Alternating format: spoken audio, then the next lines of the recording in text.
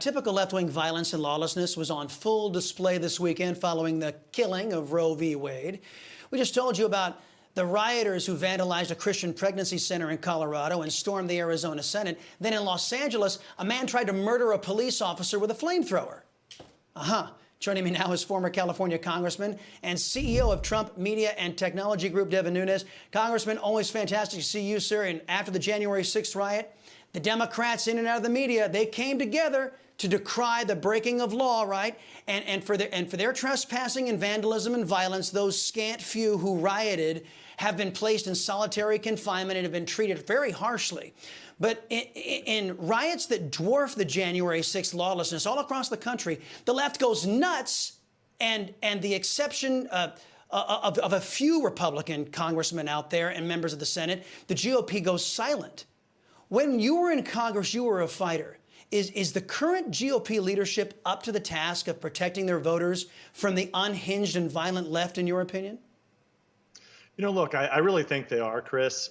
Remember, they don't control the gavels right now. So as somebody who spent 2 decades there, you know, it's never easy if you don't have a gavel, because all you really have is your voice.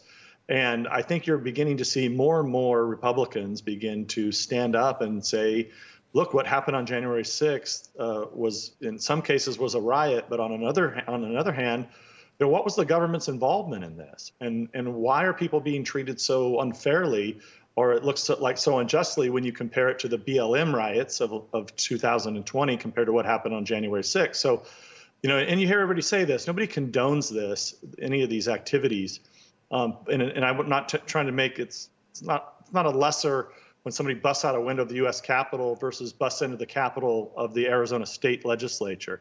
And I think that's what you're seeing, is you're seeing a divide that continues in this country because the left and the media continue to downplay the violence on the left, which, by the way, Chris, I'm just going to throw out a number, but it seems like it's about 95.5, I don't know, 98.2, 98% of all the violence is being caused by these, you know, these extremist Antifa groups that have been around now for almost 20 years. Yep, you bring, and it's called a two-tier justice system that I, as a conservative, and you as a conservative, shouldn't be forced to fund. If there's no equal application of law, then we shouldn't be forced to fund this, or people who are not equally applying the law should be out of a job. And like I said, it's going to take a unified Republican Party, but as you know, it's like herding cats with that political party. Over the weekend, Maxine Waters called on Americans to defy the Supreme Court. Listen. See this turnout here? You ain't seen nothing yet. Women are going to control their bodies no matter how they try and stop us. The hell with the Supreme Court. We will defy them. Yeah. Okay. Who knew that was an option, right?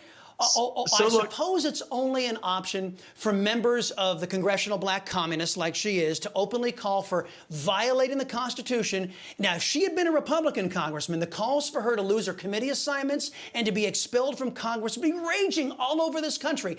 But crickets from the press, crickets from the Democrats, and the GOP leadership. I oppose this double standard, Congressman. Do you? You took the words right out of my mouth. I mean, Maxine Waters has been around a long time. There's not a day that goes by that she doesn't say very incendiary things. This is not the first time. And you're exactly right. If I said something like that, even if I said it right now as a former congressman, they would, you know, they'd be coming and attacking me. So I think that, look, where they're going to have to go here, the Republicans, if they're lucky enough to be entrusted with the public's votes in November, they're going to have to run investigations like investigations have never been run before. You know, I even look back on the investigation that we ran into the Russia hoax. You know, looking back on that, you know, we should have been even harder. We should have sent more subpoenas out.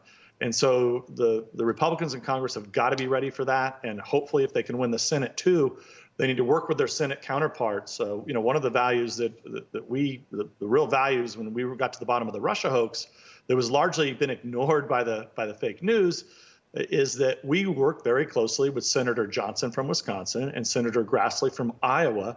You know, we took the brunt of the attacks largely because the news had painted us into this corner. But it makes a lot of sense for the House and the Senate to work together, and they got to move quick on subpoenas, and they have to execute on these investigations. And look, there's more and more investigations coming every day that need to be done. Like I've been saying this, the January 6th stuff, it's a charade, the way that it's just a infomercial, so to speak, being put on by the Democrats in Congress. But there are real issues there. It just happens to be the issues that haven't been looked at yet are the ones that involved our own government or the left, the people that are in jail. I think everybody knows what happened there was wrong, but a lot of people are being prosecuted that I have trouble believing that they should be prosecuted when others are not.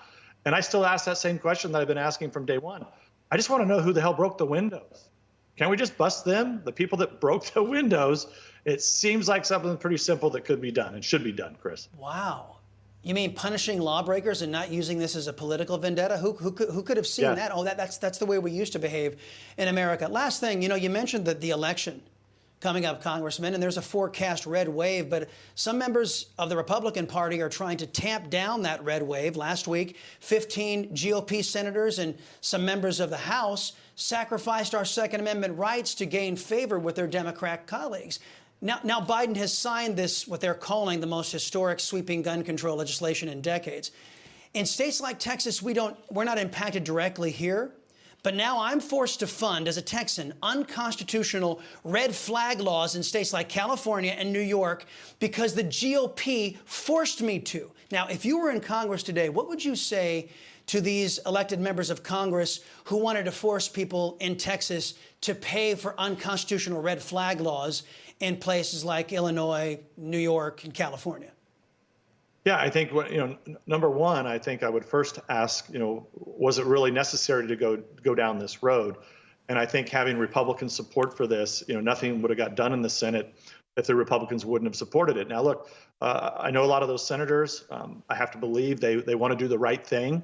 But in this case, I just don't understand it, both on the fundamental aspect of it, dealing with the Second Amendment, especially coming on a day last week. Everybody's talking about Roe v. Wade. But remember, we had this major victory also on gun rights that was just incredible, right? We forgot about all of that. And so the day that they would do this, it's just the same week when that's happening, it just is flabbergasting to me.